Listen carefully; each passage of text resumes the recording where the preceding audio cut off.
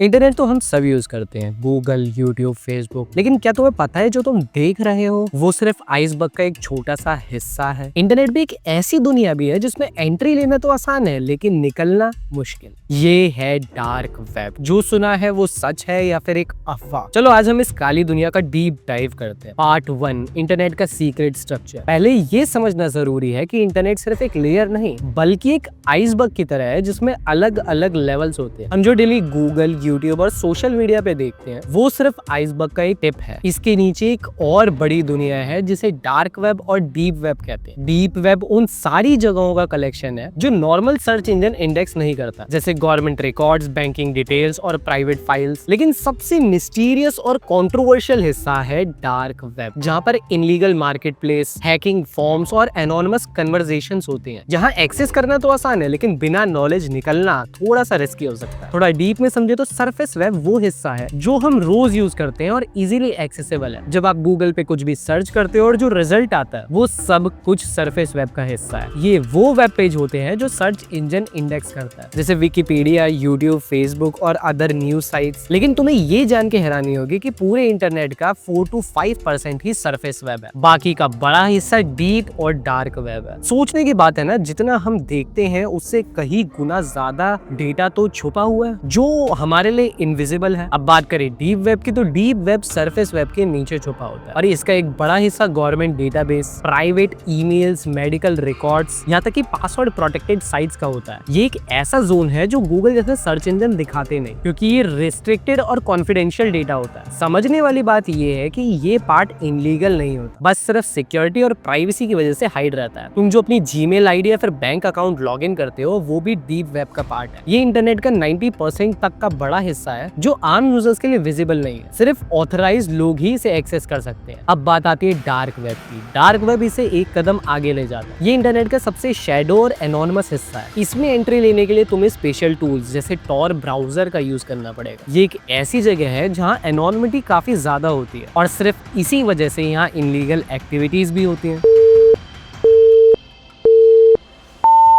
यहाँ की website normaldomain.com.in जैसी नहीं होती।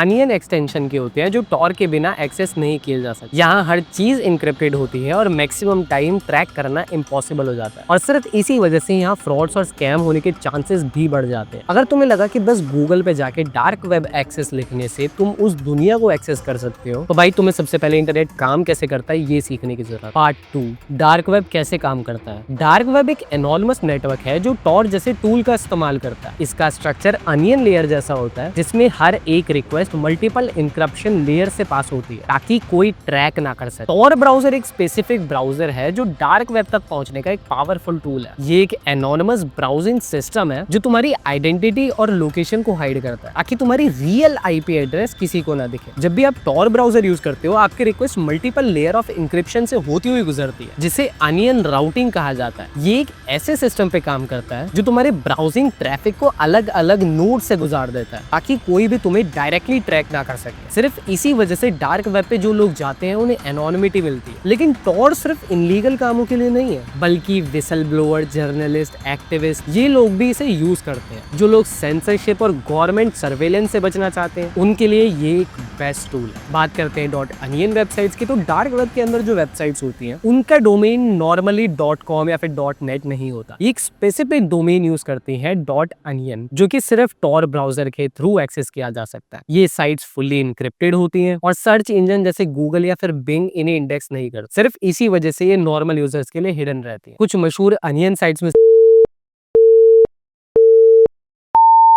हिडन विकी जैसे छोटे मोटे नाम शामिल हैं। लेकिन यहाँ सिर्फ इनलीगल वेबसाइट नहीं, लीगल और प्राइवेसी फोकस प्लेटफॉर्म भी है जो विसल ब्लोअर, जर्नलिस्ट, एक्टिविस्ट के लिए एक हेवन है। यहाँ एनोनिमिटी इतनी ज्यादा होती है कि हर एक इंसान एक फेक आइडेंटिटी के साथ काम करता है और ट्रांजेक्शंस भी मोस्टली क्रिप्टो करेंसी में ही होती है ताकि यूजर्स का पता लगाना थोड़ा मुश्किल हो जाए। पार्ट 3, डार्क वेब के रिस्क और डेंजर्स। अब जब हम डार्क वेब के इतने फैसिनेटिंग एस्पेक्ट्स देख चुके हैं तो एक सवाल सबके जहन में जरूर आता है, क्या ये इतना डेंजरस है, क्या हम उस दुनिया का हिस्सा बनने का रिस्क उठाएं? चलो रिस्क की बात करते हैं। Risk 1, cyber security threat. Dark web के ऊपर हर चीज इंक्रिप्टेड होती है, लेकिन इसका मतलब ये नहीं कि सब कुछ सिक्योर होता है। काफी सारी डार्क वेबसाइट्स मालवेयर और रैंसमवेयर डिस्ट्रीब्यूट करती हैं। तुम जब भी किसी सस्पिशियस वेबसाइट पे विजिट करते हो, तुम्हारे सिस्टम पे वायरस या फिर मालवेयर का रिस्क बढ़ जाता है, और ये मालवेयर तुम्हारे सिस्टम के पर्सनल डेटा को हैक कर सकता है। रिस्क नंबर 2, फ्रॉड और स्कैम्स। डार्क वेब पे फ्रॉड्स और स्कैम्स काफी ज्यादा होते हैं, यहाँ तक कि तुम्हारे लिए वो जेन्युइन सर्विस मिलना भी काफी मुश्किल होता है। इतने सारे स्कैम्स हैं। क्रिप्टो ट्रांसफर या फिर पर्सनल डिटेल्स देने के बाद भी पता चले कि कुछ ना मिले। फ्रॉडुलेंट वेबसाइट तुम्हें टेम्पटिंग ऑफर्स दिखाती है, लेकिन उनका असली इंटेंशन तुम्हारे क्रिप्टो चुराने का होता है। रियलिटी में ये फ्रॉड्स काफी आम है। Risk number 3, identity theft. क्योंकि डार्क वेब एनोनिमिटी पे बेस्ड होता है, इसीलिए यहाँ तुम्हारे personal data, credit card details, banking details आसानी से बेचे जा सकते हैं। तुम्हारी आइडेंटिटी का मिसयूज हो सकता है और तुम्हें इसके बारे में पता भी नहीं चल पाता। पार्ट 4, डार्क वेब के रियल लाइफ केसेस। जब भी हम डार्क वेब की बातें करते हैं तो हमारे दिमाग में सबसे पहली इलीगल एक्टिविटीज आती है, मगर मेरे दोस्त ये सिर्फ एक हिस्सा है उसकी पूरी दुनिया का। डार्क वेब पे कई ऐसे रियल लाइफ केसेस हुए हैं जिन्होंने मीडिया को अट्रैक्ट किया था, और जो केसेस आज भी याद किए जाते हैं। एक फेमस केस